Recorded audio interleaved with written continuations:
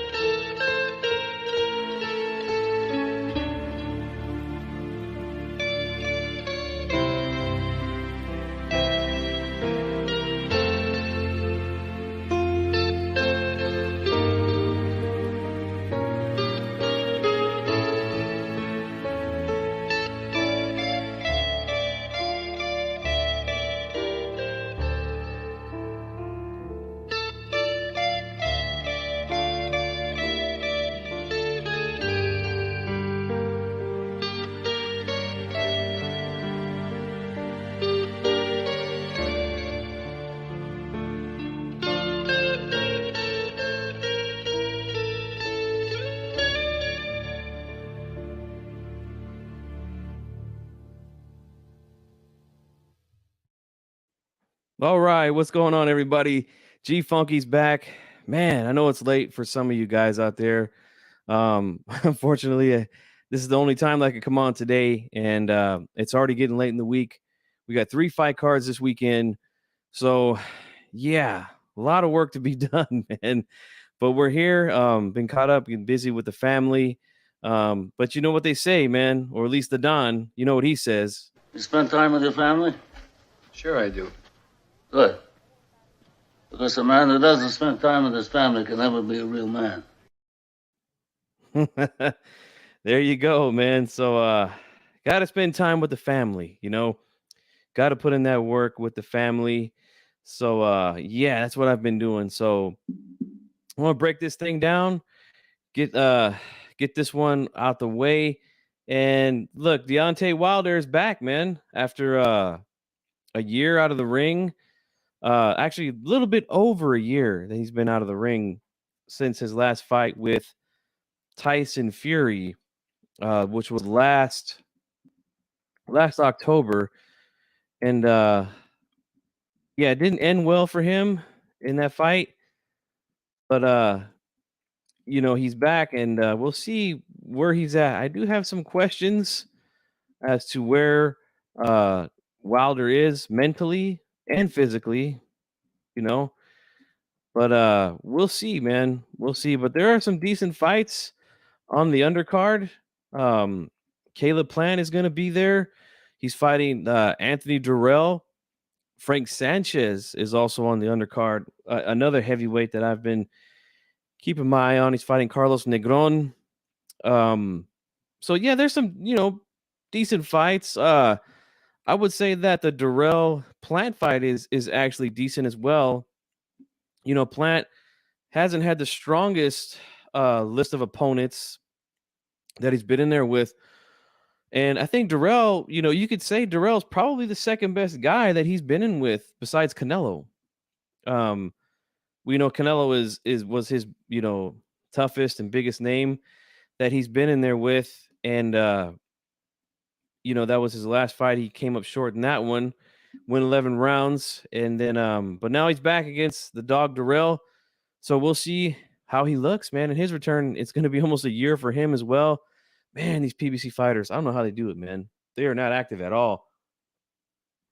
I don't know what goes on over there. I'll ask Rick Glazer, who's going to be joining me Thursday. What's up with the inactivity, man, over there?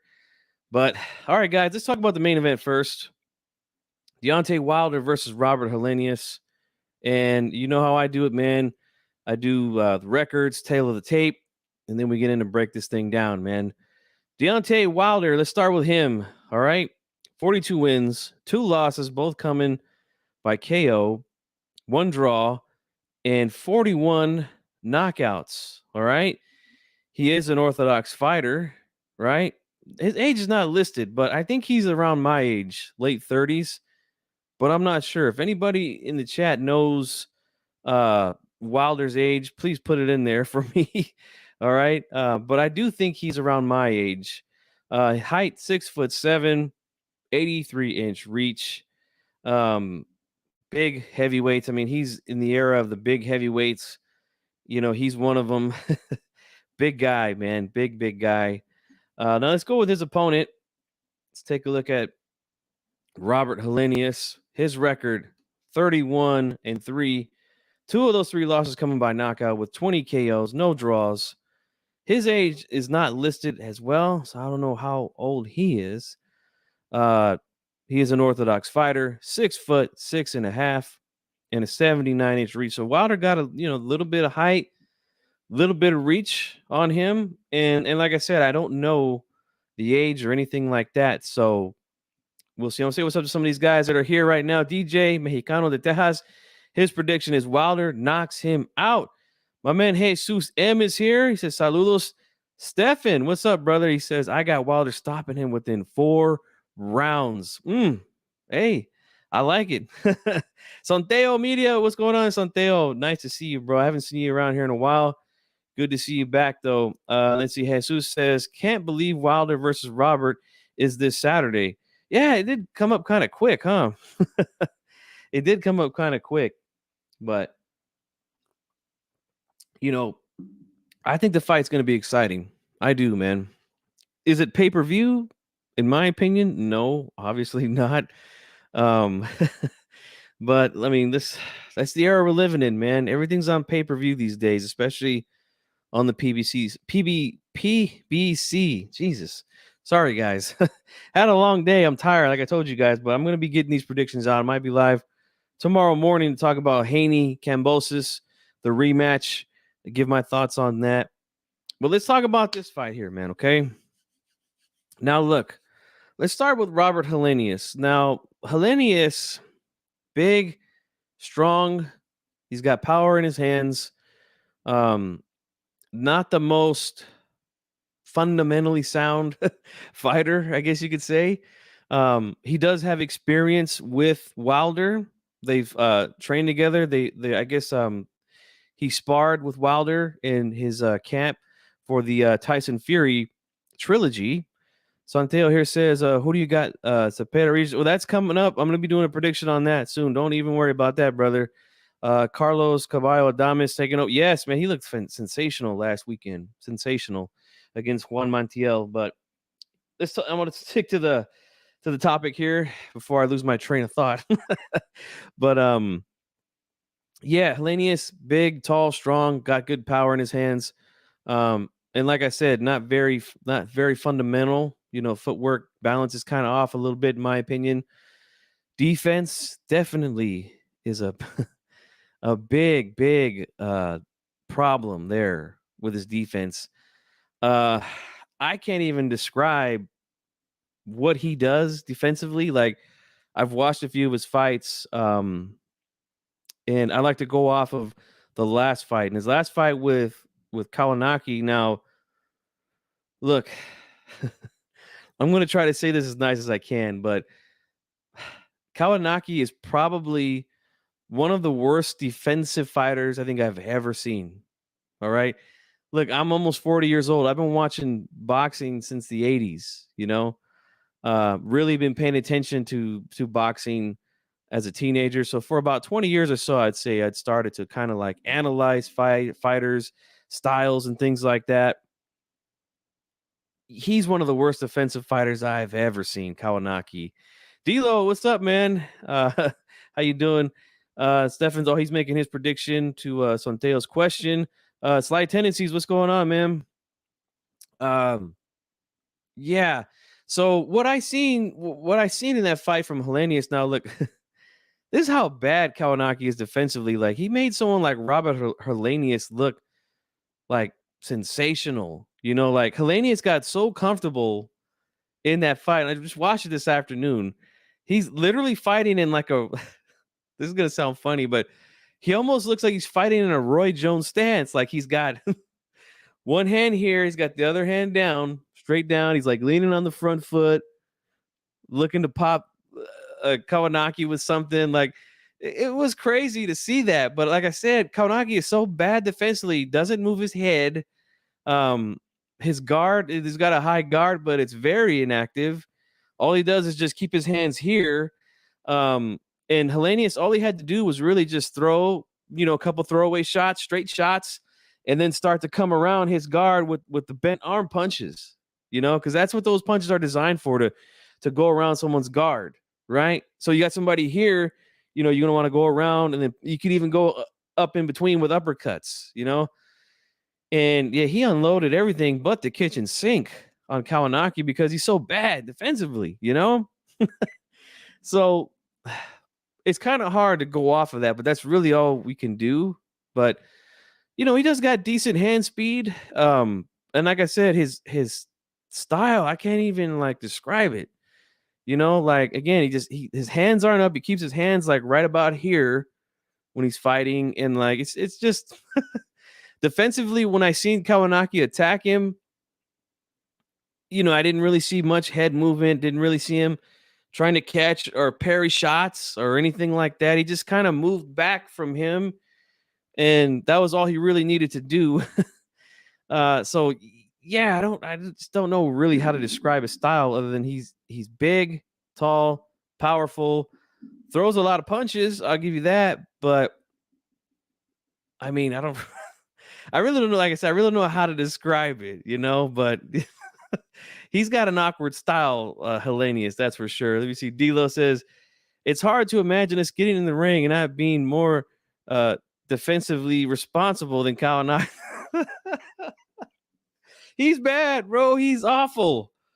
My God, he's awful. The GOAT is here. What's going on, the GOAT? He says, who knows how Deontay shows up, but I'm expecting a knockout. No, me too. This fight's going to end a knockout. Bruce Gas, what's up, man? One of my favorite channels right there. You guys go check out Bruce Gas, Boxing and Jazz. Dilo says, I realized in the back half of the Martin fight that Kawanaki wasn't going to stay knocked out for many more fights. He's bad, bro. He's really bad. Hey, what's going on, Divine? I was just listening to Divine Sense. He was talking about this fight as well right now. Go check out Divine Sense. If you want to jump on with me, Divine, like I said, I can send you a link to the Discord, man. What I do here is I just break down the fight, and then I open up the phone lines. If anybody wants to call in, they can give us a call. But yeah, that's really what I see in Helenius. All offense, not a lot of defense, very awkward. That's really all I could say. Like I said, I can't really describe his style. It's his own style. That's all I could say, But as far as Wilder goes, Deontay Wilder is known as one of the hardest hitting heavyweights in boxing history. Whether you like him or not, that is the case. He does have legit fight-changing power in that right hand, no doubt about it. And really, the thing is this. I want to address this first before I break down Wilder's style in my eyes. Look, over the pandemic, when Wilder lost to Fury, a lot of things happened, right? A lot of accusations came out. And I wasn't believing the accusations. I didn't believe the evidence that was put out there, not only from Wilder himself, but from a lot of his fans here on YouTube. Caused a big problem. A lot of guys that we were cool with weren't cool with this anymore. It's all good, That's the only thing that I was pissed off about was the accusations, and that there was no evidence to back up the claims, But I've never had an issue with Wilder himself, I've been talking about Wilder for a long time. Matter of fact, the very first fight that I broke down, this is how long I've been on YouTube breaking down fights, making predictions. The very first fight I've ever done on Wilder, prediction that is, was his very first fight when he became the heavyweight champion of the world against Bermane Stiverne. Right? So that's how long I've been doing these things, man. And that's how long I've been watching Wilder for a long time. And from that fight to where he is today, there are some things that have changed, no doubt about it. He is very athletic, very gifted athletically. He is very strong. Obviously, like I said, he can punch. He's got one of the hardest right hands, like I said, in the history of boxing. Can definitely change a fight if that thing lands on the money. Doesn't really jab too much. Although I'll say this, in the third fight, his last fight actually with Fury, he did make a good effort to jab to the body, which is something that I was like, hey, that's good. Fury, to me, he didn't look like he was in the best shape for that fight. So why not attack his body? Good game plan. But what I seen in that fight was once he got dropped in the third round, he kind of went back to the old Wilder, just kind of swinging away, and things like that. But like I said, if he can get that right hand going and get it nice and straight, he does damage every time he does. If you look at the Dominic Brazil fight, that's a good example of him again sitting down on a nice 1-2, boom, boom, speed and power. You seen him step into it with that nice power jab and then twist that back foot and get all that leverage into that right hand. And it was good night for Brazil. So when he gets things going that way, man, he's you better watch out for that right hand. And then again, even in the third fight with Fury, he went down and he got up and knocked Fury down the next round twice. He hit him with a right hand and Fury's whole back rippled, when he when he hit him with that right hand and he couldn't gather his legs for the rest of that round. But, I feel like he's definitely got the advantage when it comes to hand speed, foot speed, if he decides to move a little bit. I think he does have more power than Helenius. I feel like he's got a better chin. I've seen Helenius been knocked out a couple times himself by lower opposition, not by a guy like Tyson Fury. And Wilder defensively to me is again kind of like Helenius. I don't really see a whole lot. Sometimes he'll put the hands up, peekaboo high guard sometimes to try to block shots. Don't really see a whole lot of head movement or, catch shots while he's there. He just kind of, right here and try to block the shots. But for the most part, from what I've seen, when guys attack him and get him on the back foot like Tyson Fury did in his second and third fight, he really used his legs to try to avoid a lot of punches. Sometimes went long guard defense, to try to get Fury to come over the top and then deflect the punches that are coming around with the arms. That's a good defense for heavyweights and guys with long arms, tall guys like Wilder and Fury, the long guard. So I see him do that sometimes, but the name of the game is offense for both of these guys, in my opinion. And I just think Wilder is much better offensively, And look, Helenius, this is what I think. This is my prediction. Helenius, is he going to try to do like what Tyson Fury did to Wilder and come forward and try to back him up?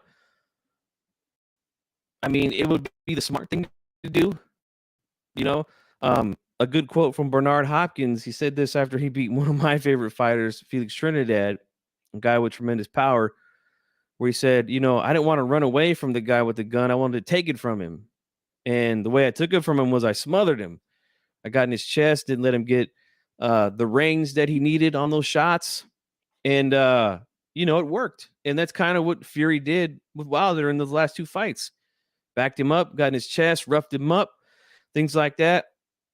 And look, I don't think Helenius can do that. I just don't think he's got the physical ability to do that, like Tyson Fury. Um, so what I think is going to happen is I think he's going to fight fire with fire, Helenius, that is, because I honestly think that, and I honestly feel like that's his only way to try to get a victory here against Deontay Wilder is to fight fire with fire, punch with him, try to land something big, and if you hurt him, who knows what could happen? This is heavyweight boxing, right? Who knows? But I mean, in a perfect world, and the reason I'm saying this is because I don't like to bring stuff into my predictions that I'm not quite sure of, right? And a couple things that I'm not quite sure of is where Deontay is mentally and physically as well. Now, the reason I say physically is because he is coming off of another injury, right? He decided for some reason to fight in his fight with Tyson Fury with MX gloves, Everlast gloves, right? Now, that's a foam and horse-haired glove. It has a soft leather. So what I was told from Ernesto Gavion, who is a glove expert for Everlast, I had him on the channel here. He said, if you don't have some of the best hand wrappers in the business, you don't even bother putting these gloves on, right? Because you're probably going to break your hand. So he's coming off another injury. He had an injury after the second fight. So physically, I don't know where he is. Dealing with a lot of injuries. Like I said, I think he's getting up there in age. I'm not quite sure his age because it's not listed on BoxRec. If anybody in the chat knows Deontay's age, please let me know. But I think he's close to my age. I think he's in his 30s. I think in his late 30s, if I'm not mistaken. But mentally as well, I've heard him say some things. He still brings up Fury and the cheating accusations and things like that. I just don't know if he's gotten over it. What's going on, Fotex? Yeah, we talk about fights here, bro. And this is a fight that's happening this Saturday. So like I said, I question where he is mentally and physically. If he's good, and I'm gonna make my prediction based on him being good, right? Because I don't know. He should win this fight by knockout. Deontay Wilder should win this fight by knockout. And I'm thinking, I think Stefan said it earlier, within 4. Like I'm right there in agreement with you. I don't think this thing goes past 4. And I think it's going to be a firefight because that's really the only chance Helenius has. He's not one of these guys that's going to slip and move and counter you and things like that. Like that's just not what he does, So I think he's going to fight fire with fire and try to knock Wilder out as quickly as he can. And I think that's going to be a disaster for him, man. He's going to, again, I feel like he's got good power, right? But he doesn't have the kind of power Wilder does. He just doesn't, And okay, you say he's 36. Yeah, see, I knew he was around my age. I'm 38. So I knew he was around my age. So yeah, 36, coming off of another injury, been inactive for a while. Yeah, that's why I said I question some things, but I'm not 100% sure where he is mentally or physically. See, man, if Wilder don't knock this guy out, it's gonna look bad on him. I would agree. But I think he's gonna do it, man. I do think he's gonna do it, and I think he's gonna get rid of him in 4 rounds. All right. 4, like the 4 horsemen, baby. Woo! All right. Shout out to the nature boy, Ric Flair. But yeah, I'm picking Wilder in 4 by knockout. I think it's going to be a fun fight, though, because I just don't see Helenius trying to box and trying to be cute with Deontay Wilder. His only chance is, again, to go to war, to fight fire with fire. Am I buying the pay-per-view? No, I can't say that publicly, bro. They're watching, PBC. From what I've been hearing, they've had representatives lurking around YouTube, bro. That's what I've heard. All right. So I'm gonna watch it. I'm just gonna say that, okay? But there is another fight on at the same time. I believe I'm not quite sure what time that Haney Cambosis fight uh is gonna be coming on here in the States. But I'm thinking it's probably gonna be running the same time as Wilder Helenius. We'll see. I know that the women's card is gonna be early in the day for me. I'm on the West Coast, so it's gonna come on. I want to say the main event probably like around 2 in the afternoon. The co-main event, Michaela Mayer versus Alicia Bumgarner, that's gonna be on probably like around 1 in the afternoon for me, and I think that's gonna be a good fight. But I think this is gonna be an entertaining fight as well for as long as it lasts. So here's what I'm gonna do. Open up the phone lines for anybody who wants to call in and give me their prediction on this fight. You can right now. There's the number, guys. 916-572-1020. Come on and talk with G Funky Boxing. I would appreciate it. And if not, it's all good. We're going to talk about the undercard too. And we're going to talk about it right now. Okay. Let's see. Stefan says PBC feeling the pressure of people not buying their paper. I mean, look, they're putting everything on pay-per-view, man. They just are. Voltex says, I'm interested in the women's card, not interested in the snooze fest, Haney Cambosis. Guys, being joined here by Divine Sense Boxing. What's going on, Divine? How you doing, bro? It's good, man. It's been a while, bro. How you been? Yeah, it has been a while, man. I've been good, man. How about yourself?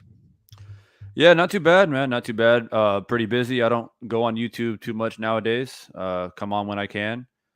But we do have a massive Saturday coming up, so I have to take part. Huge Saturday, bro. Huge. No, I'm right there with you, bro. I come on when I can. That's why I'm on. It's 9 p.m. here. I know you're on the other side of the world, so it looks like it's morning over there. Yeah, man. Yeah. So I'm glad that you're here with me, man. Now I seen you did a prediction on your channel, and then you just did a live where you talked a little bit more about it. If you don't mind, man, when I do these shows, I just give my prediction, and then I open up the phone lines if anybody wants to call. But feel free to give us, if you want to give your full breakdown, go ahead, or if you want to give a condensed one, go right ahead, man. Let everybody know how you see this one going. Yeah, sure. I mean, I'll give you a condensed version. The video itself is on my channel, so if anybody wants to see the thorough piece by piece breakdown, feel free to drop by. But in a nutshell, I think this fight comes down to a few things. Obviously, with Wilder coming off of a knockout loss against Fury, I mean, it is what it is. He did lose by knockout. He got dropped several times in that fight as well. It was a heavyweight classic. I was thoroughly entertained on many different levels, but Wilder did take somewhat of a devastating loss, both morally, probably mentally, spiritually, physically. So there's a lot of questions about Deontay Wilder, rather, if he would ever come back. There was a lot of speculation that he was done. And so this fight is kind of, anytime a fighter takes a devastating loss like that, there's always questions like, is he mentally, rejuvenated? Is he okay? Is it kind of like a bend but don't break type ideology now going forward, right? We saw Manny Pacquiao when he got knocked out by Marquez. A lot of people are, he's done. Like that, you don't get knocked out like that and come back, right? But he did. Pacquiao did come back. And he continued to show that he's, one of the all-time best. But then there are other examples like Ricky Hatton when he got knocked out by Manny Pacquiao. I mean, he was never the same. I mean, he was done. So we've seen that, right? So this fight kind of has that, right? It's kind of like, he looks okay. I know you were watching my live and I was kind of breaking down his new training methods with Malik Scott, which that was good lot. stuff too, man. Yeah, that was good stuff you did. Yeah. And I think he looks very fluid. I think he's back at a weight that he needs to be at, where he was always most successful at 215 to 218, where he's able to use his athleticism, be much more fluid, and having that speed and power, right? Deontay Wilder has never and will never be the most technical heavyweight.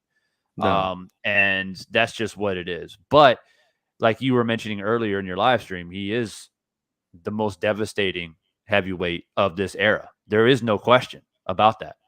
And in heavyweight boxing, you don't have to be the most technical, right? You just need to have some basics and know how to land your power with accuracy and speed. And if you have that, you can be very, very dangerous. And so Wilder does have that. That's why he's a champion. He defended his titles 10 times.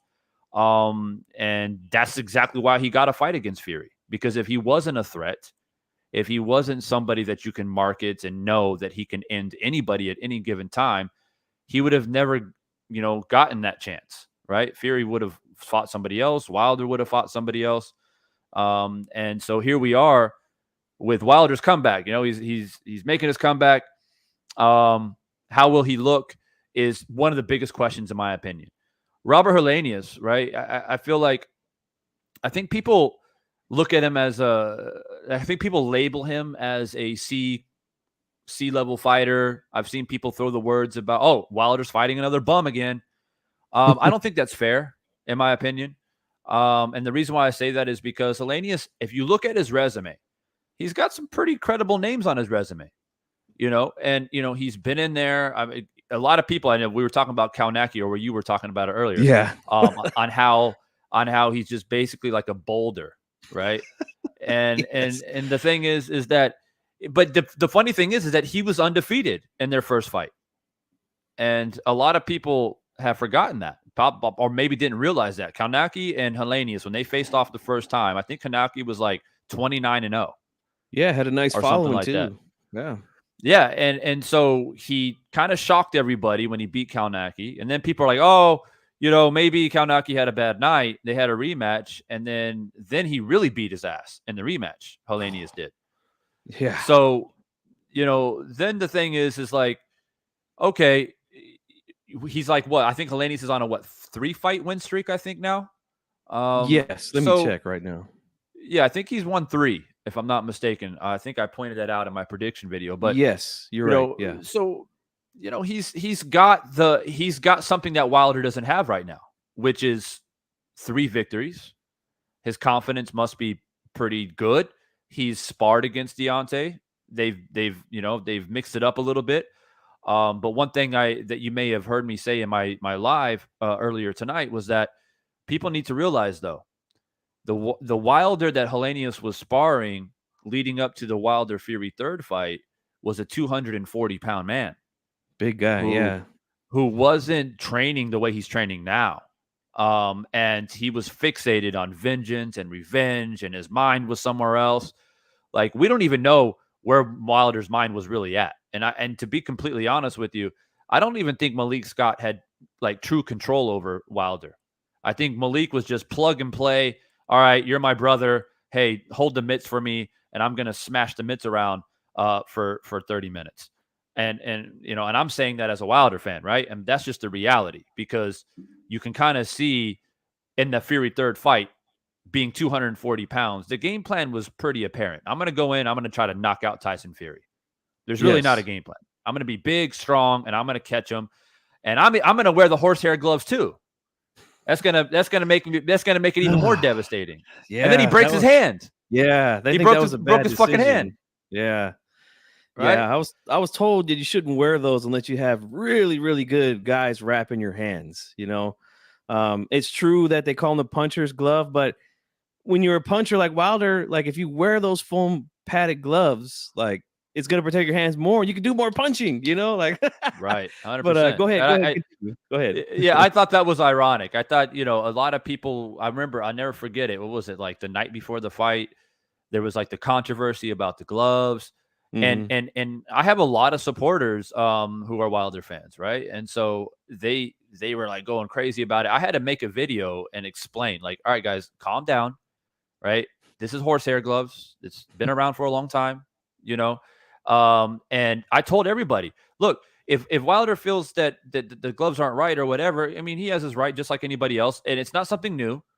Mayweather thought that Maidana was trying to pull a slick one, right, with his gloves, right? So it's been around, right? And boxers have felt that way many, many times. and especially when you get to this high of a level, right? So fine, if Wilder feels that way, cool. But then Wilder has the option to wear the same gloves Yes, he and does. just the Everlast style of it. And he made that decision. He said, "Fine, we'll be on an even playing field." Now, I came out, I told all the supporters, I said, "Look, I don't know if that's a good idea because there's a reason why he wears, I think he was wearing Grants before, if I'm not mistaken." I think Or or what? No, it's maybe he Everlast. It was Everlast, but yeah. more padding, right? I think he Yeah, was wearing power locks. Yeah. There's yeah. more foam. Yeah. And there's more, and there's a reason for that because Yeah. if you guys don't know, Wilder has had hand problems before. Mm-hmm. Because he just hit so hard. I mean, and so he wore those gloves, and it had protected his hands quite well. In the later stages of his career. And so he took a big gamble, and he's probably thinking in his head, "Oh, you give me these horsehair gloves, I'll knock him out in 2 rounds." And he almost did. I mean, to be fair, he almost did knock him out. But look, I just feel like when push comes to shove, G-Funk, I just feel that the Wilder Fury trilogy is in the past. I think everybody, including myself, has moved on from it. This is a Wilder who had like a year to recover, to reassess himself, to move past all the grudges, all of the whatever bad stuff, the bad feelings he had about Fury, and to move on and go on with his career. And that's what he should do. There are plenty of other heavyweights out there to fight. Andrew Ruiz just came off a victory. That's a great fight that you can make if you can beat Helenius. And then Usyk is just chilling. Usyk is like, who wants to fight me? I got the belts. Who wants to fight me? Right? Yeah. And so it's like you have that, and and I tell Wilder supporters all the time, you just take a deep breath. But I don't know why you have to get so upset at Fury. Fury is Fury. Fury will always be Fury. Fury's going to do whatever the fuck he wants to do. He's retired. He's not retired. He's going to fight Joshua. He's not going to fight Joshua. He's going to fight Usyk. He's not going to fight Usyk. Who gives a fuck what Fury's going to do? Wilder's on a comeback. Wilder, as we know right now, looks like he's moving forward, and Fury is stagnant. That's what it is. So yeah, you shouldn't care what happened in the trilogy, because in my opinion, and I'm curious to hear your thoughts on this too, G-Funk, because in my mind, right, it doesn't matter rather Fury got the best of Wilder in the trilogy or not, because if Fury does indeed retire and he said, I've done enough, I'm good, Wilder continues, and for whatever reason Wilder beats Helenius, he beats Ruiz, and he ends up fighting for an undisputed titles against Usyk and beats Usyk, he's the undisputed heavyweight champion of the world, something that Fury never accomplished. And not only that, Fury didn't fight Ruiz, he didn't fight Helenius, he didn't fight Luis Ortiz, and he didn't fight Usyk. If that's how it all plays out. So in the end, the trilogy that they had is a sidebar conversation. And if Fury can, he can hang his hat. Oh, I'm the guy who beat Wilder. Well, that's about it, because Wilder went on to become undisputed and beat names that you didn't beat. So that's the crazy thing about boxing. And sometimes we get too emotional, myself included. I think we all do a little bit, because we love the sport and we get attached in certain ways. And your favorite guy loses. I mean, when Canelo lost to Bivol, people are going fucking apeshit. People are losing their goddamn mind. Yes. Right. It's like, and then it's like, and then he comes back and he fights, in my opinion, and a washed up Triple G. And that's just my opinion. And I feel like that's a fight he can propel himself back into the win column and hopefully fight these young lions and defend all those belts that he has. Yeah, that's what I'm hoping for. But no, you hit a good point, man. And the same thing, I feel like Wilder and Joshua. Remember about 5-6 years ago, that was like the fight to make. We all wanted to see that one. Unfortunately, it didn't happen at the time, but that's still a big fight, in my opinion. Both guys, they can still have that fight, no belts on the line, and I think it will still do good. I think they'll still make a ton of money with that fight. You brought up Andy Ruiz. That's a huge fight. Him and Deontay Wilder, especially if Wilder looks sensational here against Robert Helenius, which I am picking him to knock Helenius out within 4 rounds. Like, I don't think Wow. Helenius has much of a chance, to be honest with you. I don't know if you heard what I had said, but I basically said he's got to really just fight fire with fire. I really think that's Helenius' only chance. If he tries to box, forget about it. Just forget about it. He has 0 chance. And his only chance is I think, to try to fight fire with Wilder.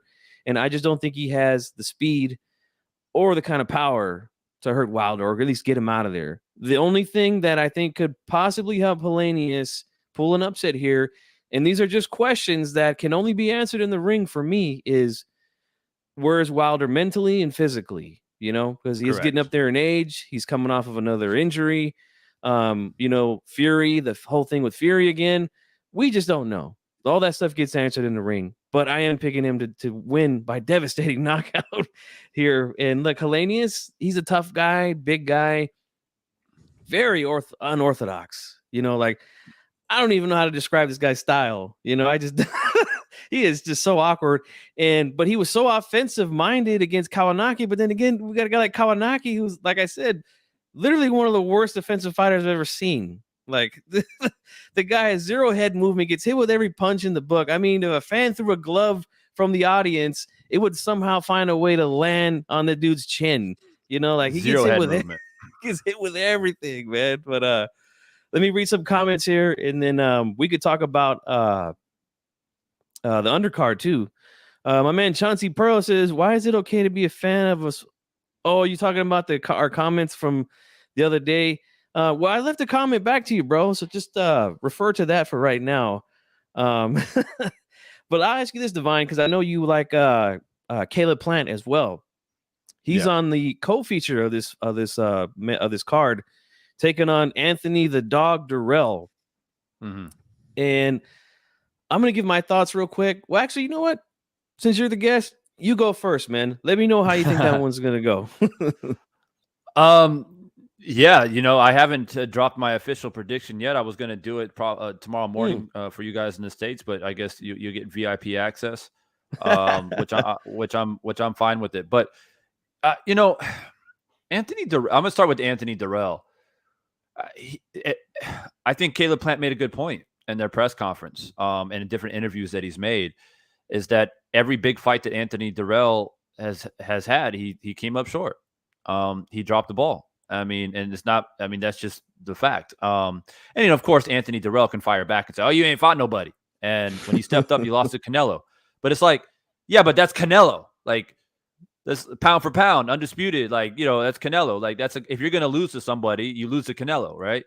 And so I think it's not fair to use that. I mean, Durrell is trying to hang over Plant's head that he lost to Canelo, but it's like, come on, man. Did you fight anybody the same caliber as Canelo? No. Anybody close to Canelo, you lost. You came up short. So I think that Durrell can, I think the name implies, the dog. He does have a kind of gritty style. He tries to get into your body. He tries to walk you down. He tries to beat you up. He does have the ability to hurt you and potentially stop you. There's probably a slight confidence booster looking at Plant, seeing that Canelo was able to hurt Plant, especially getting into the later rounds. He probably has watched video and footage of Plant going and fighting against what's his name, who he beat to win the IBF, Ustatsky, right?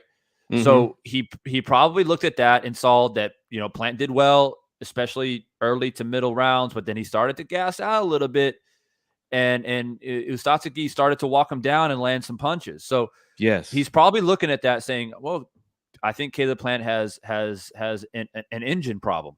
And a part of that is because, for a super middleweight, Caleb Plant moves a lot. Right? Yes, he does. Yes. He moves a lot. He expends a lot of energy. And that's good to win rounds, especially early and middle, if you're using the jab well. I mean, he even used the jab quite decent against Canelo, I thought. Got a good jab. He kept Canelo guessing, and Canelo was a little bit, cautious and respectful of Plant's mobility.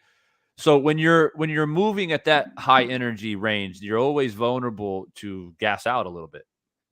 And so I think Darrell's looking at that, and he's probably thinking, all I got to do is just be patient, try to go to the body, try to get him into the later rounds, and then I'll get into his chest and try to stop him. And I think that's a fair game plan to have against somebody like Caleb Plant. If you're fighting any boxer, that's what your plan should be. If you're not a boxer yourself, and Darrell is not Yeah. a pure boxer, right?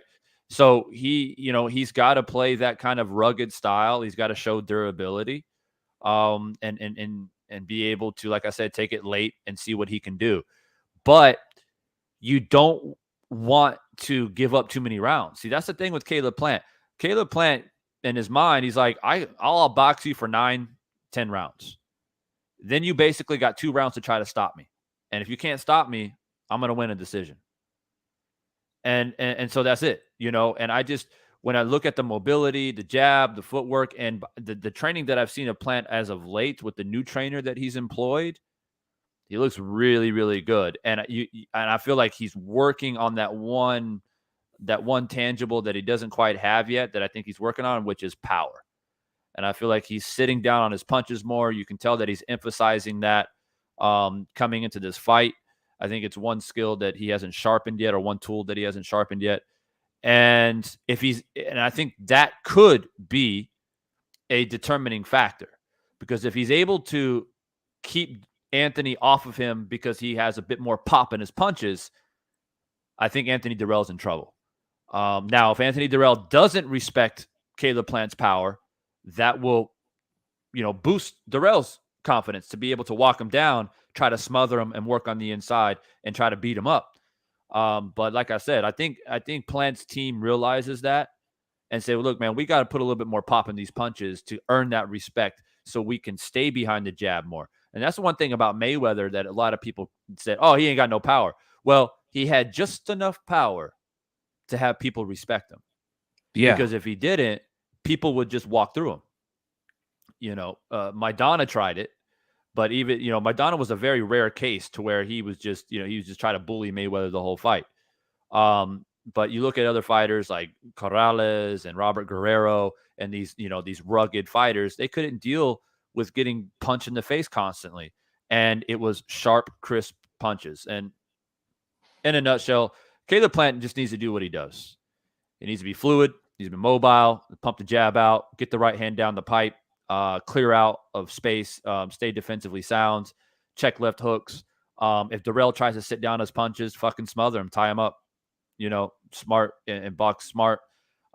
Referee breaks it, you go right back into your jab again, and know that you have to conserve some energy going into the late rounds, because that's Dirrell's really his only chance, in my opinion, is to get Plant late in the rounds and see if he can tire him out and stop him late. That's good stuff there, man. I agree with a lot of what you said too. Yeah, I don't think Plant is going to have a problem dictating the pace in this fight. Dirrell is, he's getting up there in age. He's been through a lot of wars, and but he is a dog, like you mentioned, and he lives up to his name. He doesn't mind getting in there, doesn't mind digging to the body, doesn't mind getting hit with some shots, and that is the one thing with Plant is again the power. He doesn't seem to carry too much power, but you say he's got a new trainer. I didn't even know that. I'm glad you mentioned that.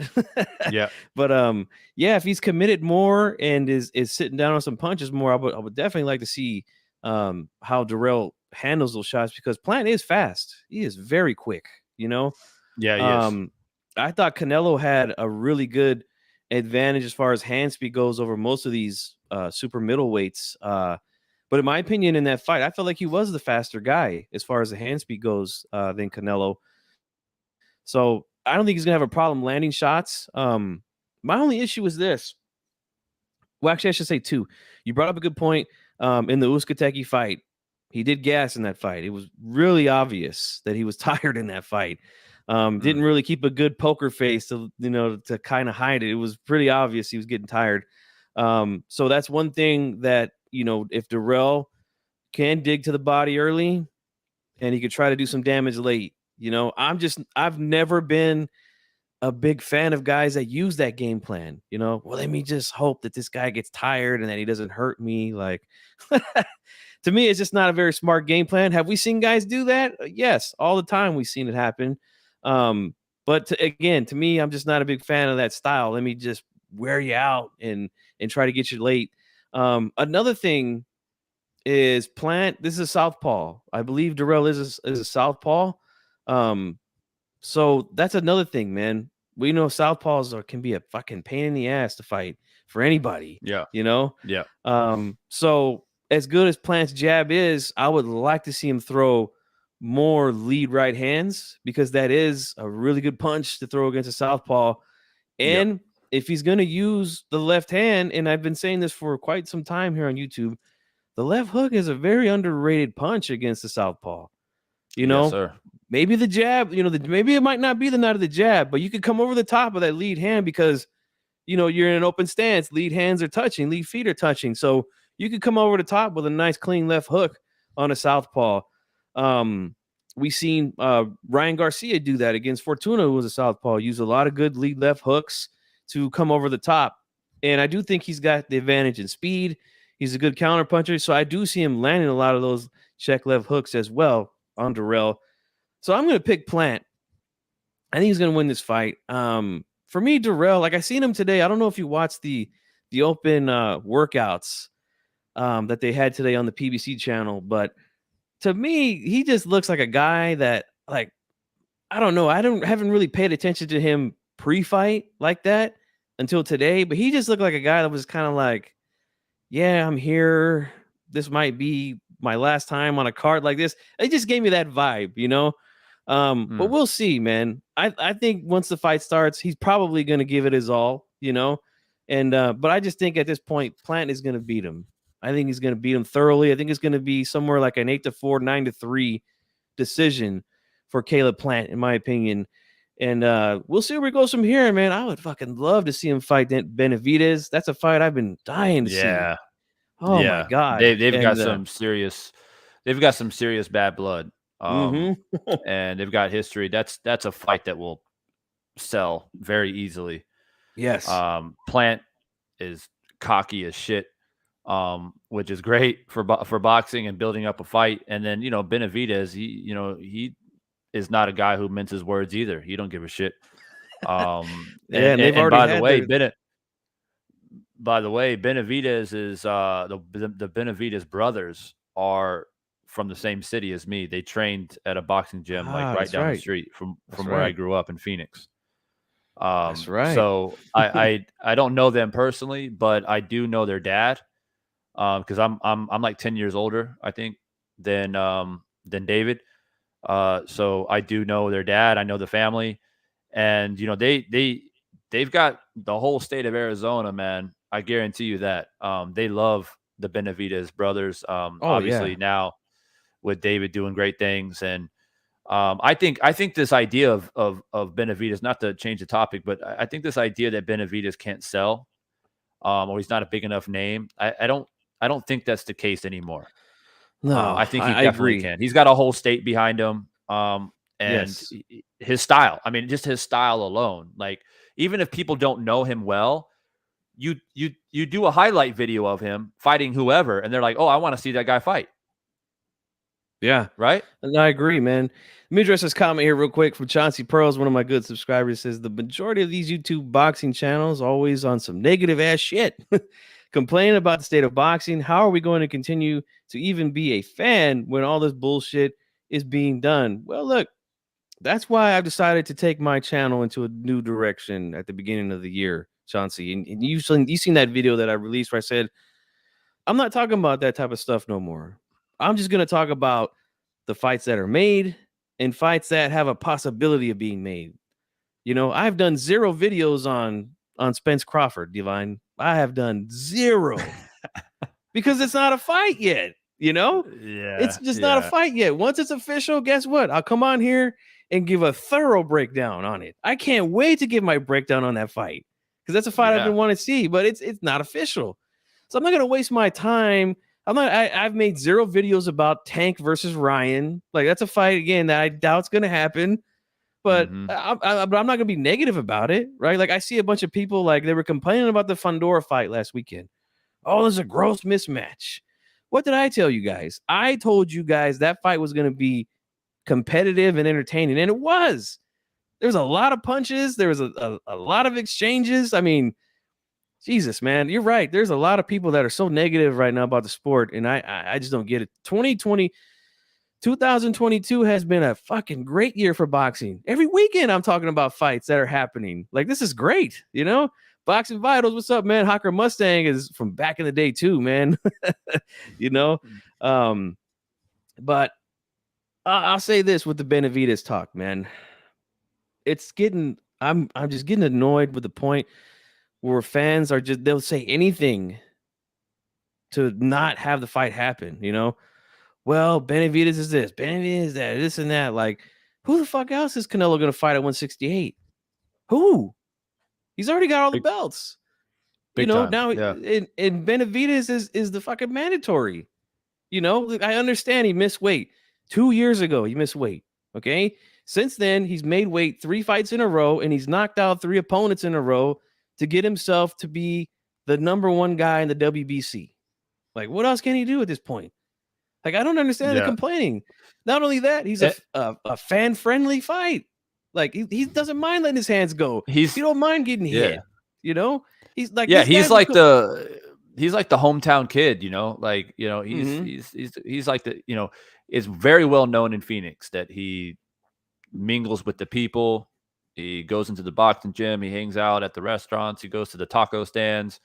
He goes to the tattoo shops, you know, and he's just a cool ass dude. His whole family is. And you know, that's what boxing needs, you know, not, I don't mean to take a shit on Ryan Garcia, but you know, being a Mexican American, just like Benavidez is, Ryan Garcia is not promoting that I'm the people's champ, in my opinion.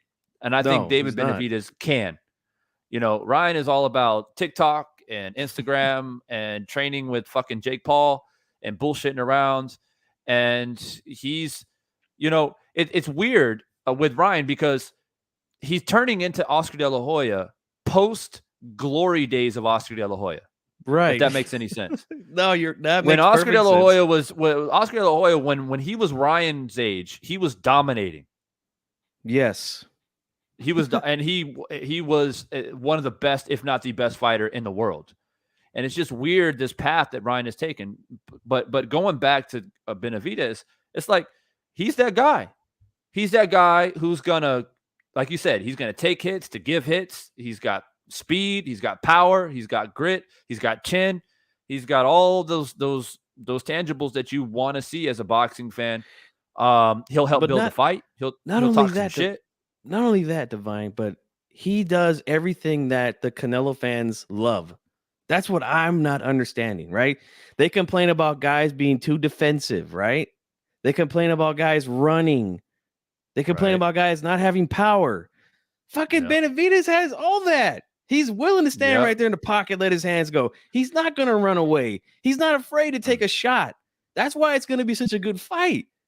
But I want to say something real quick. Not to cut you off, but no, go ahead. One person that David Benavidez just literally bulldozed through, and David Lemieux.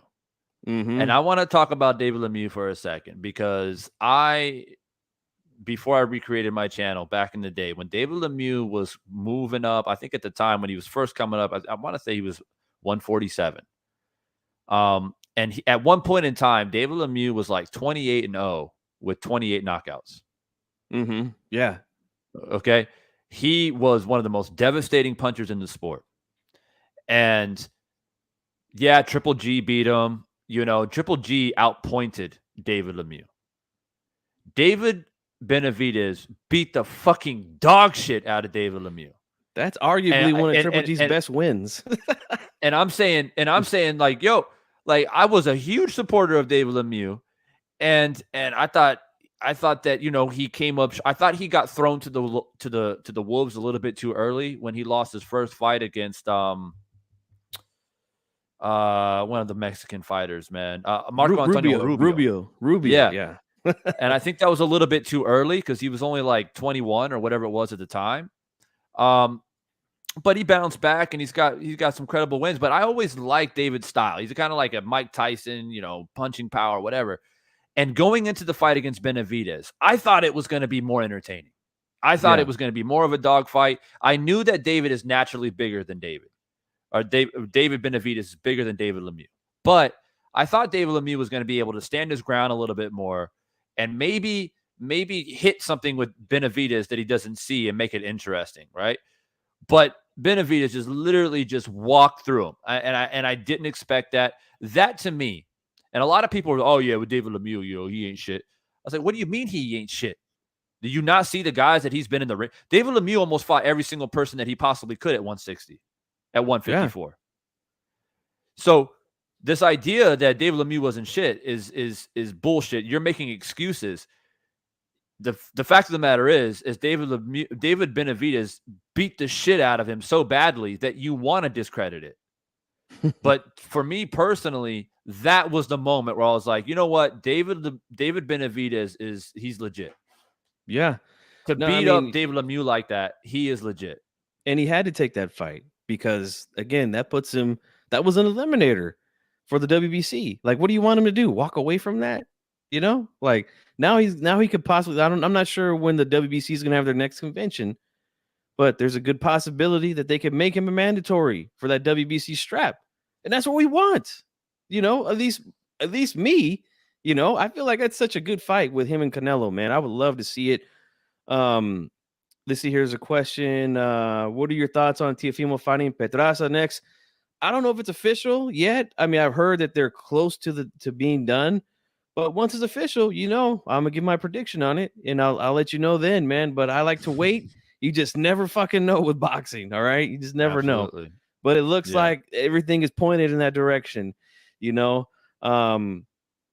So let's talk about also on the undercard, if you don't mind. And I don't know if you've done any homework on this guy's opponent. I know you know who Frank Sanchez is. He's another heavyweight, Cuban heavyweight that's on the undercard. He's going to be fighting someone named Carlos Negron from Puerto Rico. Do you know anything about Negron? Have you seen him fight before? I think I've only seen him fight once. Yeah, he's I haven't really reached him. Yeah, I checked him out a little bit because I do like Frank Sanchez. I think he's a really good heavyweight. He's very talented. Yes, he is, man. And he's coming into his own as of late. I was a little on the fence about him when I first seen him fight, but I think he's become a little more patient and he's working more on breaking his opponents down than just trying to outpoint them. And that's kind of the narrative out there on the Cuban fighters. They're boring. They don't punch. They run, all this other shit. But I do see him now in his last 2 to 3 fights, I want to say, where he was breaking down his opponents, trying to get him out of there. Had a good performance on the undercard of Fury Wilder 3 against Efe Jagbe. I thought he looked really good in that fight. And Negron, look, I tell you this. I think Negron almost kind of reminds of Helenius in a way. Very unorthodox, very wild at times. Doesn't have the greatest fundamentals as far as footwork, not very balanced a lot of the times. I see him sometimes even leaping off the ground to throw punches. I mean, that's a big no-no in boxing. But he's gotten away with it so far. But I think Frank Sanchez is going to pick this dude apart, man. Because not only do I see him make fundamental mistakes with the feet, but when he's letting go of combinations, now maybe this is because the guys he's in there with, he was getting ready to finish them. But I don't see a whole lot of head movement, or at least moving his head while he's punching, getting off that center line. I do see sometimes that head is just right there while he's letting go of shots. You don't move your head against a guy like Sanchez. He's going to catch you with something big, And I think he's going to get Negron out of there, man, pretty quickly. I think that fight's going to end, probably be the quickest of the night, I think. Sanchez is going to make a statement, man. If you want to make any comment on that, you can, bro.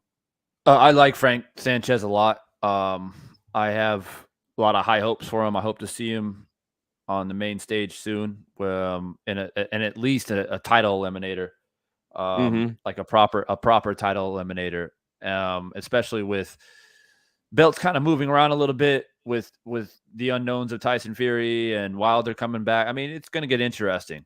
It's going to get very interesting. But I mean, I've always been entertained and always had a lot of respect for heavyweights who can box, who can move, who can jab, who can use defense. I mean, you think of Muhammad Ali, you think of Larry Holmes, you think of these type of fighters. And Tyson Fury at one point had that ability as well. He's kind of reverted from that though, as of late. But at one point, I mean, that's how he beat Klitschko, was by boxing. So yeah, he fought Wilder the first time on the back foot too. So yeah, exactly. And so I've always had respect for it. You know, it's not easy as being a big man to be able to move like that, to have that type of agility, and also have the endurance to go 12 rounds fighting that style.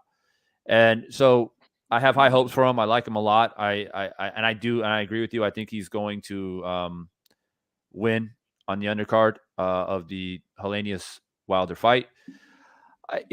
One thing I always say, G-Funk, is to people that when they try to look at a fight where it's a boxer versus a puncher or a boxer versus an unorthodox come forward rugged style, I always say, look, man, at the end of the day, one thing most boxers have in common, pure boxers, is hand speed.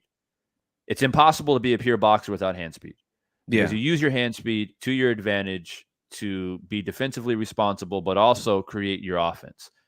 And Devin Haney is a perfect example of that as well. He's got very good hand speed, very good boxing ability. So the only way that you offset somebody with hand speed is timing. There you go. And a good jab. Yeah. That's the only way, So when I look at these rugged, come forward, unorthodox fighters going up against a pure boxer like a Frank Sanchez, and these type of fighters, it's like, okay, well, how is he going to deal with Frank Sanchez's speed and his boxing ability? Does he have timing? Does he have the ability to slip a punch and, move his head out of the fucking way when a fast jab is coming or a right hand down the pipe is coming, and move out of the way and land and loop something over the top? Does he have that ability? Or is he just going to try to catch punches? There's two types of fighters defensively, right? There's those who slip and roll and duck and dodge and maneuver, and those who catch punches on the arms and the gloves. Yeah. Right. So when you catch punches on the gloves, then you're looking for a parry, right? You're trying to parry something. But boxers don't leave themselves vulnerable. They jab and they get the fuck out of the way. So you're parrying, and then you're constantly tracking, right? And so I would say I don't know what your ratio would be, G-Funk, but easily 7 out of 10 times the boxer beats the brawler. The boxer beats the puncher. No, I would agree with that. Yeah. And that's just what it is. So the same thing for Helenius and Wilder. Helenius is way slower than Wilder. I don't give a fuck what nobody said. He is. Wilder is explosive. He's athletic. And the reason why Wilder's dangerous is because he throws power with fucking velocity. Right? And here's the thing, G-Funk, FYI, if you haven't realized this, every single person that Wilder has faced has ended up on the canvas. Yeah. Yeah. Every single one. So the only way Helenius, referring back to Frank Sanchez in the fight that he's got coming up, is the only way you offset somebody who has that type of hand speed is you got to be able to time it. And I don't see Helenius being able to do it. And I don't see this guy fighting Frank Sanchez being able to do it. No, I don't see it either. And those are all great points, man. Breaking it down, man. That's what I love doing, man. That's something I've been doing on this channel for 12 years now, man. I've been doing this thing, and you've been around just as long. Haplotype, my guy right here, has been around for longer than that. This dude is we're gonna build a statue of him here in the YTBC. He's been around for so long, but yeah. I want to address some comments here at the top. You guys I love all the comments coming in. Let's see here. Boxing Vital says David Lemieux is so underappreciated as a boxer. Never said no to a fight. No, he's all about that smoke. He's always been about that smoke. Chauncey says if Benavidez was a real monster, he would have moved up to 75 and said, after Canelo Bivol, I'm going to go up and beat Bivol, something Canelo couldn't do. Well, I'll address that in a minute because I want to also address Hawker Mustang, where it says Golovkin knocked out a prime David Lemieux back in 2015. Yeah, that's true. And that was a good performance by Golovkin. Dominated him with the jab, kept him at range. Beautiful work by Golovkin, man. No doubt about it. And I guess, again, one of his best wins, in my opinion. Okay, Benavidez hasn't fought anybody. Let's be real. Oh, the monster. Please, you're such a monster. Move up your fat ass up to 175. Fight Bivol, Zertel, better Beeve. You're barely making weight. Well, look, I'll address this, Sean. Look, and I understand where you're coming from with a lot of this talk. No, I'll just tell you this. Me He's a super personally, middleweight. yeah, that's the first thing, right? He's fighting at 168. He hasn't missed weight in 2 years now, so I think we can kill that narrative that he can't make weight anymore. I think we can kill that narrative at this point. Second, I'll say, you have never heard me say Benavidez is a monster. You know, I don't believe in the boogeyman. I look under my bed every night. I don't see a boogeyman. All right. I've been saying this since the days that I was in HCP to the damn normal solo. Now I've been telling you guys for a long time. Fighters fight. They're not afraid of anybody. There is no boogeyman. None of that. You know, if I go into work one day and they give me a different route to drive out of nowhere, guess what? I'm going to drive the route. I'm not going to be scared. I'm like, nah, I don't want to drive this route. No, that's what I do for a living. I drive. These guys do for a living. They fight. That's what they do. I grew up with fighters. I've lived with fighters. My cousin was a fighter. He stayed with me for several years. Not one time have I ever heard him say, I'm scared to fight this guy or that guy. Anytime a fight was presented, let's go. You know? So I just don't believe in that. But I know there's people that say things like that. So I understand where you're coming from, Chauncey. But for me, I will never say anything like that about any fighter. I don't believe fighters duck or are scared or anything like that. Things get in the way. This is boxing. We understand that. All right. Let's see a few more comments. Only Fury has risen like the Undertaker from that Wilder punch. No, you're right. You're right. And man, watching that fight, thinking again about that first fight and that knockdown in the 12th round. I mean, I thought the fight was over. I seriously thought the fight was over. And yep, I predicted Wilder to knock Fury out that night. I watched that fight at a restaurant, packed. That place was, I mean, just packed with fans. And I was telling everybody, bro, I was at the table like, man, Wilder gonna knock this dude out. You know, just wait and see. And look, Fury put on a good performance that night. And man, when he landed that 2-3, put him down, he fell like a tree, you know, like a chopped tree falling. Just I was like, hey, it's over. That's it. Done. You know, somehow the son bitch got up and we got a classic moment out of it, you know. The crazy thing is, Funk, about that knockdown is that a lot of referees would call that right away when they see a guy, you know, bang their head off the canvas like that. And rather you agree with Jack Reese's decision to give Fury a chance or not, it did lead into a trilogy at the end of the day. Yes. Now, it did, I don't know if let's say Reese waved it off, rather they would do the rematch. They probably still would have, but it doesn't make it as juicy, right? It doesn't make it as theatrical. Good right? point. And I've always been an advocate, especially at the highest level of boxing, where referees, you have to bend your rules just a little bit and give these men an opportunity to prove themselves. Good point. And I think that's important because a lot of fans, even Wilder fans, and I've had to address this too on my channel, they say, oh, Jack Reese should have called it off. And I said, well, if that was Wilder, then you wouldn't have that same energy. I mean, that's just the reality, right? You're always going to play to your fighter, and you want your fighter to get the knockout. But the reality is Jack Reese started counting, you know, and I don't know if Jack Reese felt that if Fury was going to be able to get up or not, but he did at 9. Yeah, but he did.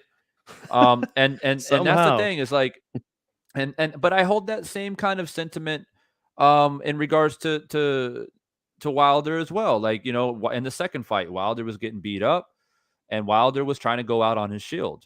And I think that you have to respect that. And if Wilder says, hey, man, I don't want somebody fucking stopping the fight, then it's hard for me to dispute that. And people say, oh, well, Breedlove saved his life. Well, okay, maybe he did, maybe he didn't. But what happened if Fury went down in the first fight and his corner threw in the towel? How would Fury feel about that? Yeah, we were kind of having that discussion after that first fight about saving lives and things like that. And I don't know if you've seen this live I did last month, Divine, but you're welcome to go back and check it out. I had Ray Corona, referee, come on and do an interview, and he's actually trained by Jack Reese. And wow. I asked him specifically about that count, because Reese was the referee, and he said, he trains us to say, yeah, look, we're there to enforce the rules. We're there to protect the fighters, obviously, from themselves in some cases. But also we're there to do what's right for boxing.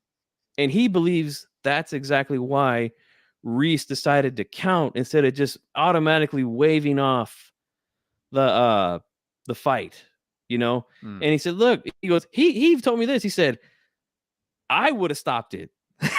That's Ray Corona. He said, I would have stopped it. The way he went down, I would have probably just waved it off myself. He said, but Jack decided to give him the count. And look, he got up and like he said, it was a classic moment.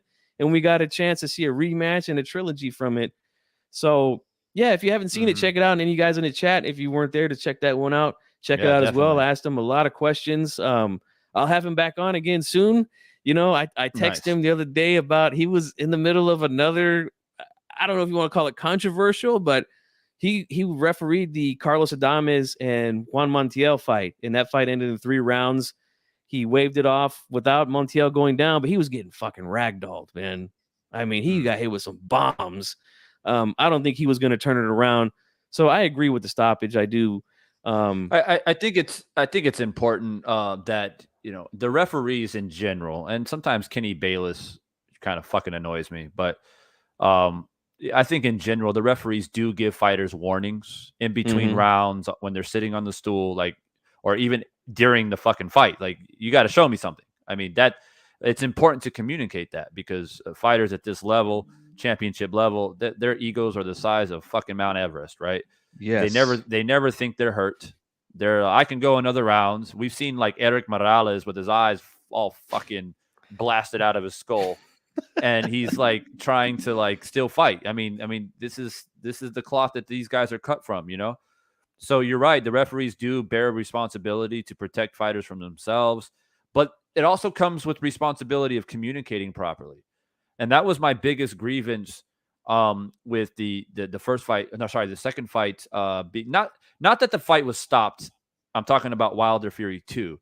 If it was stopped, I mean, it is what it is. But my grievance was for the people saying that Wilder should thank Breland for stopping it. Well, that's easy for you to say, because you're not Deontay Wilder and you're not a heavyweight champion, right? And so if you're the guy, if I tell my trainer to say, hey, look, bro, like, I don't give a fuck what happens, don't stop the fight. Of course, you're thinking in the back of your head, well, if you're getting your ass beat, I'm going to call it. Like, you can say whatever the fuck you want to say. I'm going to call it if I feel like you're in danger. But here's the key component to that. My biggest complaint was not at one point in time did Breland warn Wilder on the stool that, look, man, if you don't fucking show me something, I'm going to stop the fight. Yeah. You got to warn your fighter. Like, you got to give yourself the benefit of the doubt to say, like, look, I tried to warn you, man. You weren't fucking listening, and you didn't do anything to show me that you can still fight and you can protect yourself, right? And so that for me, being around boxing, I've boxed before. I've been around a lot of fighters. I've been around a lot of testosterone, a lot of fucking ego, a lot of this type, a lot of pride. And it's like, I always kind of lean towards, I kind of favor the fighter a little bit in that situation, just naturally, because you're in the fight of your life. And all of a sudden a towel just comes flying through the fucking ring. And you're like, what the fuck? Like it's not the same as like when Diego Corrales was getting his ass beat by Mayweather, right? The corner, if you guys go back and watch that fight, like warned Diego Corrales multiple times. Even the referee was coming over, and I think it was like his stepdad or something like that was in the corner, right? who eventually Yes. came to the ring apron. And it's like that. And then Corrales, of course, was upset. But it's like, you can't be upset at that. Like, you have three what were you people gonna saying, do? yeah, you've been knocked down multiple times. Like you're done. You're fucking done, right? So I always kind of in all fights, I always have a little soft spot. I mean, you can say, "Oh, Divine, you gotta stop being emotional." Like whatever. I have a soft spot for fighters at this level, where like like if you've never trained or prepared for any type of sport, not even just boxing at the highest level. I mean, the amount of sacrifice that you have to make to be at that level. Like the fighters don't see their family for fucking 4 months sometimes. Oh yeah. They don't see their family, they don't see their friends, they're not having sex, they have to eat fucking fruits and vegetables all goddamn day. They can't have a burrito or nothing, bro. No pizza, nothing. Can you imagine that shit? No. You imagine the road work, the discipline, right? Oh yeah. And it's like people don't take that into consideration, but I do, because I'm an athlete myself. I know how much dedication it takes, and it's the amount of times that you have to say no to go out with your boys and have a drink, or to eat this food, or to say, "Oh, I'm not going to train this week," or whatever it is. And so I always kind of have a little soft spot in my soul. Sometimes when the fighters get blindsided by a fight being stoppage, and it's not just a corner. Sometimes it's just a referee making a fucking bad decision. Yeah, that's happened and before waving too, a fight off. Well, it's like, wait, I mean, he's fine. Why are you waving the fight off? Like, what the fuck, it's all of those little things. And we have a lot of fights coming up, G-Funk, this Saturday, right? This whole weekend is full of big fights, and I'm praying to the boxing gods. I don't want any bullshit. Okay, I want clean, fair fights. I don't want the fucking referees to get involved. I don't want the fans to get involved, the commentators to get involved. I want beautiful boxing fights with a clear victor, right? Where we can all come on here, you, myself, to come on here and say, wow, this guy won fair and square, or this girl won fair and square. And that's what we don't want to come on here. I know you hate it just as much as I do. Like, well, guys, well, we were hoping for a good fight, but the fucking referee decided to stop the fight prematurely because somebody was wobbled and they didn't give an 8 count, and they decided to stop it. And now we have to talk about corruption. Now we have to talk about corrupt referees, corrupt sanctioning bodies, et cetera, et cetera. So I'm hoping for the best.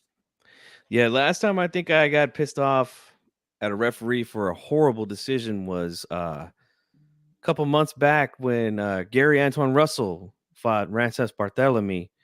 That was a really good fight. I felt Barthélemy was giving Russell some problems in that fight. Now, Russell got a knockdown, and then, I mean, he got up, he was fine, he just waved it off for no reason. And I'm like, what? Like, dude was fine. He followed all your commands. He said, come to me, give me your gloves. Are you okay?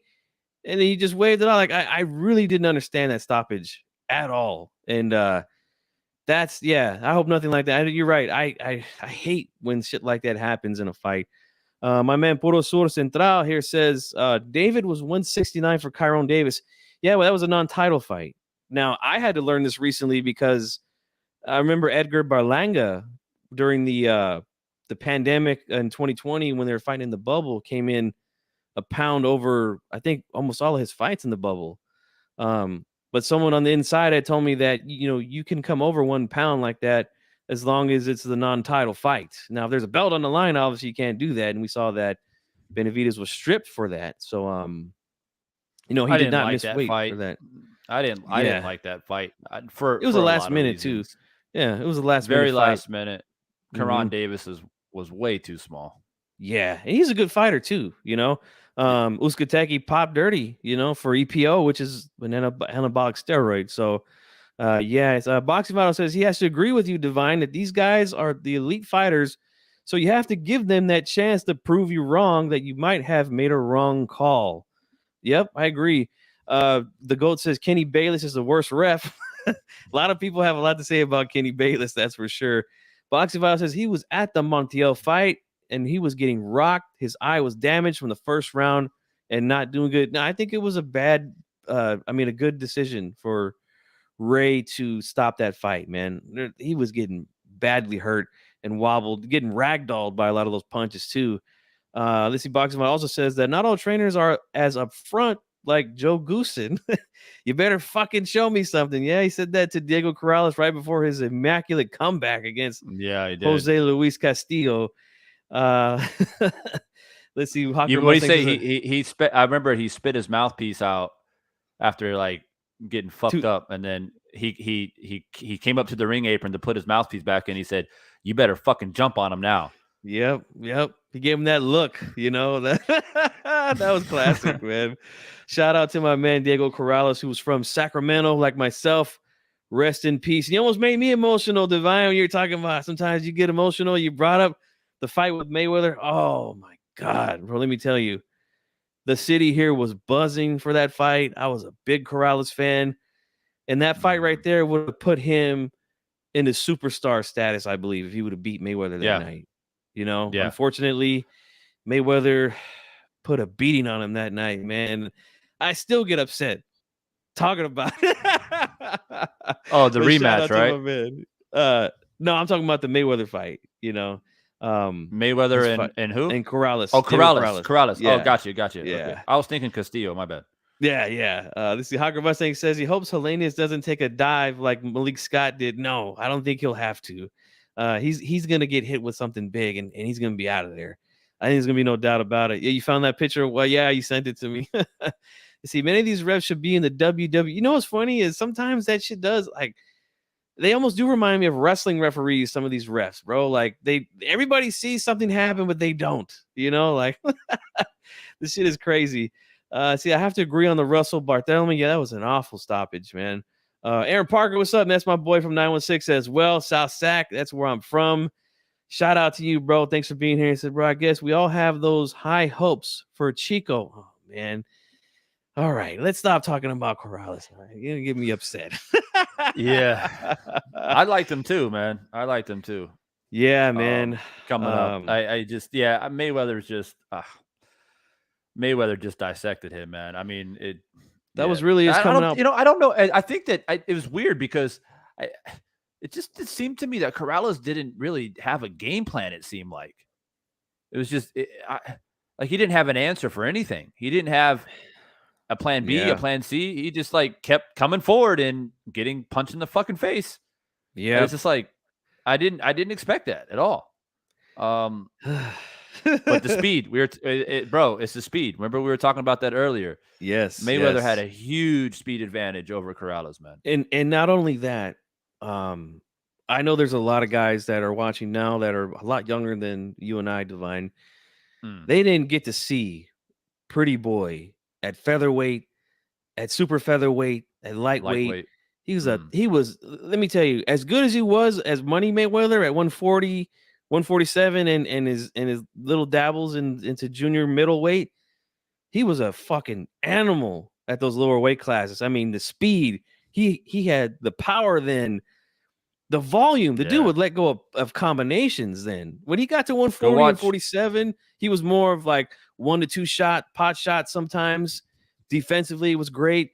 But my God, in those days, he would let 4 or 5 punch combinations off on guys and hit them with some of the cleanest fucking shots you'll ever see. For all the young people out there, go watch Mayweather and Gennaro Hernandez. Watch Mayweather Corrales. Go watch Mayweather Manfredi. Remember Manfredi? The fight with Manfredi? Oh, yeah, man. Go watch those fights for all the young people out there. Another one, the Jesus Chavez fight. Oh my God. Both guys were just, I mean, it's a different Mayweather. Guys, I think he's, again, the Money era. Look, yes, he was more defensive. He was fighting bigger guys. So he understood. I can't let my hands go like I used to here. These guys are bigger. They hit harder. I have to be more careful. But down in those lower weight classes, he was not afraid to let them hands go. Let me tell you. Emmanuel, the Drunken Master. Another good fight. Yeah. Oh, my God. Another good fight with Mayweather. Aaron Parker says, I feel your pain, G-Funky. I remember watching that fight with family and friends. Oh, man. I don't have to keep bringing that up. Go ahead, Divine. Yeah, I was just going to say that, you got to remember too that he was training a lot with Roger Mayweather at that time because his dad was locked up. So, Roger, if you guys, we're going even further back in the 80s, Roger was a very aggressive offensive style. Yes. And so he already had the defense that he learned from his dad. Roger and Floyd Sr. had two completely different styles in boxing. Yes, they did. And so it's like Mayweather was kind of blessed in a weird way with his dad going to fucking jail because he had learned the fundamentals from his dad as a young kid with and then the amateur pedigree and the Olympics and all that stuff. Because you go back and watch him in the Olympics, he always let his hands go a little bit more than what his dad did, but you can see a lot of his dad in the amateur level. But as soon as he hit the pros, man, and he was with Roger, he just unleashed a beast. I mean, he just let his hands go. And I like the way that Roger used to coach Floyd. You'd just be like, man, you can go to body and you tax that ass, you beat that ass, and he just, the way he talked to Floyd, and Floyd just let loose. A lot of classic quotes from Roger and Floyd Sr. too, from his days when he coached Oscar De La Hoya. I mean, just some of the most classic sound bites you could see or hear from those guys. Let's see. Aaron Parker says Mayweather versus Arturo Gatti is one of the best fights I like to watch all the time. That right there is a fight that I like to use when I hear fans say, "Oh, this guy dominated this guy," and the fight goes 12 rounds. I'm like, no. You want to see a fucking domination? Watch Mayweather versus Gotti. That's how you dominate a motherfucker. You win every round and you stop him. Like that. That's how you dominate someone. Boxing Vital says, no, not a lot of these fanboys never saw Floyd, but they talk like they were ringside and they're 25 years or under. Yeah, that's true. Facts. Man. I know a lot of them out here. Yes, sir. Voltec says, if Salvador Sanchez never passed away, Oscar De La Hoya wouldn't be the cash cow. Oh, my God. If he never passed away, there would have been so many good fights. I know there was talks of him possibly fighting Alexis Arguello, Pedraza from Panama back then, Chavez. Oh, my God.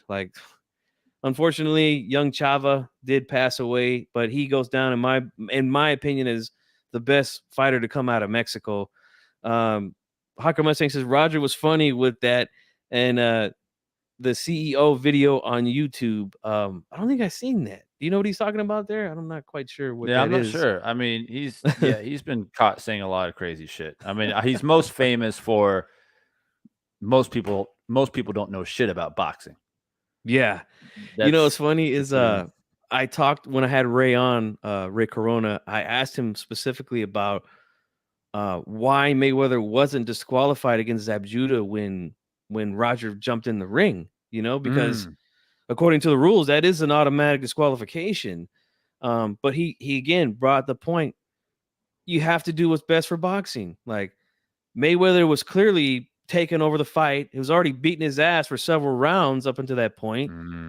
You're going to take the win away from him for that? He goes, I would have definitely took a point, but would I have disqualified him for that? He goes, no, I wouldn't have personally, and he said he feels that's why. I'm not sure who the referee was for that fight. But he said, I'm pretty sure that's exactly why that referee decided to let that fight continue. Yeah, it's tough too, because it's not like they were talking shit across the ring or anything like that. I mean, Zab Judah literally punched Mayweather in the balls. Yes. Like it was very blatant. And it was very clear and obvious. And so in that moment, it's kind of like I kind of understand Roger a little bit. And the problem too, as well, is that Zab and Floyd were supposed to be friends before that fight. So you're essentially punching your friend in the balls. Like, what the fuck? Yeah, he got dirty, that's for sure. Fotex says Roger is also famous for getting laid out by Chavez. The first fight was brutal. Second fight was, he did a little bit better in the second fight, but Chavez is just, and Roger said this himself. I remember hearing him talk about Chavez where he said, look, the motherfucker had a chin. All right. Like, as I hit him with my fucking best shot, he just kept coming, I just couldn't keep the dude off of him, but he also just gone and said, the Chavez is a great fighter, man. What could I say? He's the better man, great fighter. And, he beat me that night.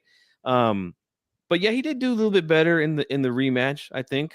But that was such a hyped up fight because of, again, the mind games that he played. He called himself, well, he was the Black Mamba, what he called himself, but he also called himself the Mexicutioner, came out with the sombreros and shit. So, he played mind games. So it was a big deal when Chavez beat him, for the Mexican fans. But that's look, why when Mayweather went to go fight De La Hoya and he came in with the sombrero as well, people were like, "Oh, this is going to be a repeat. De La Hoya is going to knock him out because he's disrespecting Mexico and all this shit." Yeah. Okay. He says there's a video, I guess, where Roger says that Floyd doesn't need Leonard Ellerby. Okay. Well, I'll go check that out. I hadn't seen that. Let's see here. We got okay, they're just talking to each other in the chat. Roger was the offensive side of Pretty Boy. Floyd Sr. is more of the money Mayweather. No, I could agree with that. With that. But yeah, Mayweather in those lower weight classes was just, I mean, a thing to watch, And another thing that I respected about Floyd, because I've been called a Floyd hater for years on here, man. But one thing that I respect about Floyd, and this is something that we just don't see that often here in today's boxing, is that the fights that were close and controversial and that fans felt like he lost, he ran it right back with those guys. And like, that's all you could ask for a fighter, right? Like I've had a hard rule for a long time here, Divine, where I said, look, I don't want to see a fucking rematch unless the fight's close. Okay. Like there was a lot of Loma fanboys. Let's just call it what it is. They were mad because he was such a heavy favorite against Teofimo, and Teofimo beat him. I felt beat him convincingly. And they're bitching about a rematch. Like, for what? Like, he won probably 8-9 rounds of that fight. Well, like, on that note, I don't think and I understand that it was in the contract to begin with, but yes, I don't think it's necessary that Devin Haney and Kambosos rematch. Devin Haney beat his ass. Another one. Yeah. Another one. Like, why are they like what? Like where at what point in this fight was there did Kambosos ever have a chance or show any glimmer of hope? Fight wasn't close. He was outpointed for 12 rounds. Yep. Fight wasn't close. Fortunately, he got himself a contract where, if he loses or whatnot, he can have a rematch. So, and again, there was no contract in the Loma fight with Teofimo. Right. And again, the fight wasn't, to me, the fight wasn't competitive. Like, why see it again? Now, Kambosos and Teo, that's an okay rematch because I wouldn't mind that too, won. Yeah. Kambosos won, but Teo came in late in that fight and started to impose his will a little bit, and he dropped Kambosos. And if that was a 15-round fight, he might have stopped Kambosos. Who knows? Yeah, and I agree. I feel like Kambosos was the clear winner that night. But yeah, he dropped him, and there was competitive rounds. I had it 7-5 for George. Yeah, that's about right. So yeah, I wouldn't mind seeing that again. But am I pounding on the ground like, oh god damn it? Yeah, the Loma fans? No. Okay, if it doesn't happen, it doesn't happen. It is what it is. But again, Floyd had competitive fights with Jose Luis Castillo, right? Ran it back immediately, beat him convincingly, right? The other one, Chino Maidana. Yes, a lot of people felt he lost that fight. Ran it back immediately and beat him convincingly. Like, that's something that you got to give him credit for. Even I think the biggest Mayweather haters out there, you have to give him credit for that. Ran it back, no doubt. And Pacquiao did too. Yes. The only thing I don't like about Floyd, him claimed he would be the top guy in the old days. Oh, yeah. Well, yeah, he does throw a lot of shots at the old school fighters. That's for sure, including guys like Ali. And I remember that was a big deal back in the day. Were you around that time, Divine? I know you took a break, but yeah, that was a lot of you guys that weren't here back when Divine and I were first around the YTBC. There was a lot of controversy about things that Floyd would say about a lot of the old fighters. Mayweather would get slapped by Robinson, Hearns, Hagler, and Leonard, says Fotex. Man.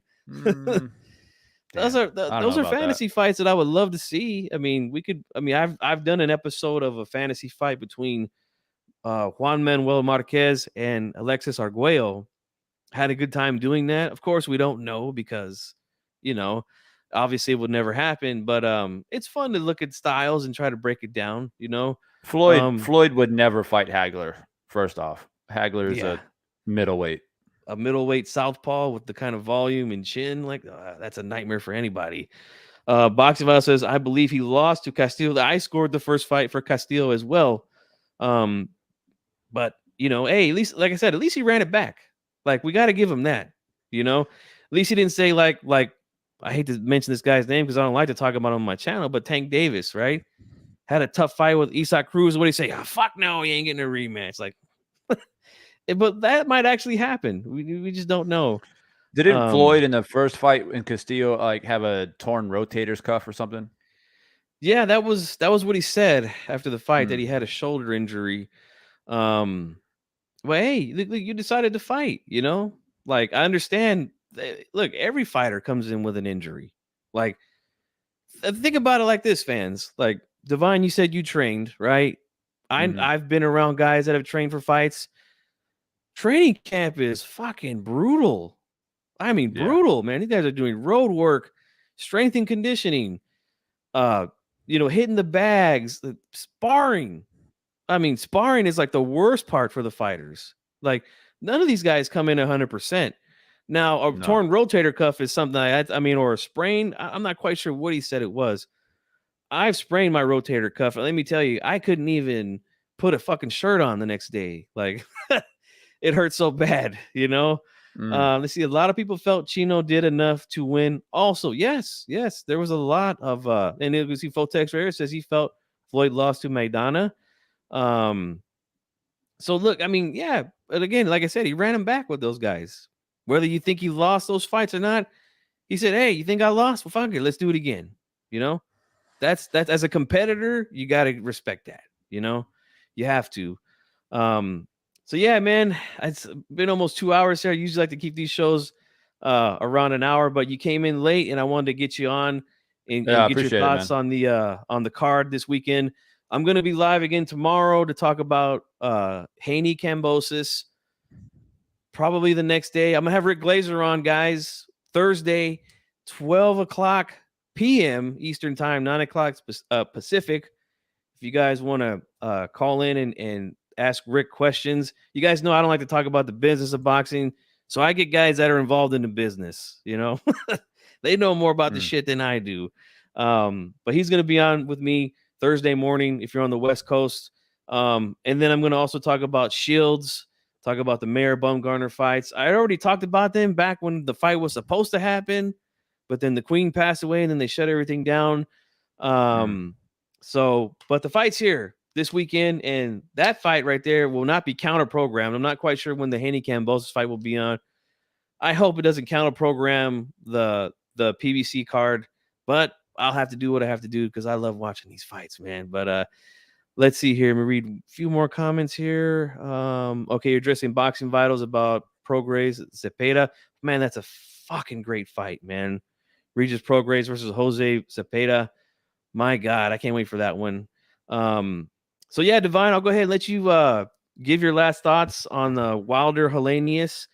And then let everybody know where they can find you here, YouTube, social media, and all that good stuff, bro.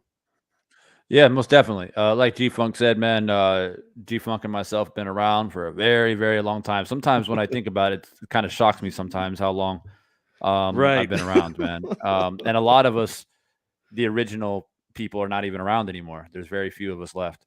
But look, it's always a pleasure to come in. I don't come on here as much as I would like to, or maybe as I should. But at the end of the day, this is a hobby of mine. It's a passion of mine. And, I get in when I can get it in. And it's always a pleasure to have a cordial and respectful boxing conversation. And in regards to the fights coming up this weekend, I think that in regards to Wilder Helenius, simple, expect fireworks, knockout. If you guys like knockouts, you don't want to miss it. I think Wilder is mentally recovered. He's had a year to kind of recover and refocus.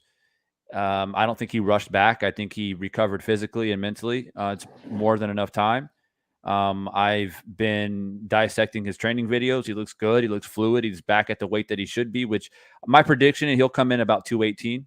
That would be my prediction on what he would weigh. I expect him to be fast, explosive, athletic. He doesn't need, he's 36 years old. He doesn't, for him to knock out Helenius, I know G-Funk, you predicted within 4. I would say within 7. The earlier the better if you're Wilder, Yeah. just because you're 36 years old. The last thing you want is to have a fucking war with Helenius and go 12 rounds and beat the shit out of each other, because that's going to set you back even further in your campaign to reclaim a championship. You need to get in there and you need to knock this fucking guy's head off as soon as you can. And then get back into contention and start talking about the next big fight. And I agree with you. I think the Usyk fight is a possibility, but I think it's still a little bit off in the future. But I think Andrew Ruiz is sitting right there. I think that is a fight that you 100% can make between Wilder and Ruiz. It's the perfect combination of, a Mexican American that people know because of the Joshua series. He's a likable guy. He's a fun favorite guy. Wilder is who he is. Everybody knows who he is. It's a fight that you can sell. It's a fight that you can promote. And Andy Ruiz, it's a fight that benefits them both if they win. Andy Ruiz beats Wilder. It's like, hey, I want a title shot again, and the same thing that goes for Wilder. So I'm excited for it. I'm expecting a knockout. I will be fucking shocked if there's not a knockout in the fight, to be completely honest with you. And I agree with you. I got Plant winning decision over Durrell. Isn't Gary Antoine on the undercard too? I think it's the other brother. I think his name is Antonio. Gary Antonio, right? Oh, okay. Yeah, the names get get confusing. Yes. Yeah. But I think it is another brother that's fighting on the card. Yeah. Yeah. So, that's that. And the fights, I will be commentating on the fight live as I normally do. And I'm assuming that G-Funk will do that as well, or at least give his post-fight thoughts. But if you do like live commentary and to get away from the mainstream commentary, which annoys the shit out of me personally, which is why I commentate on fights.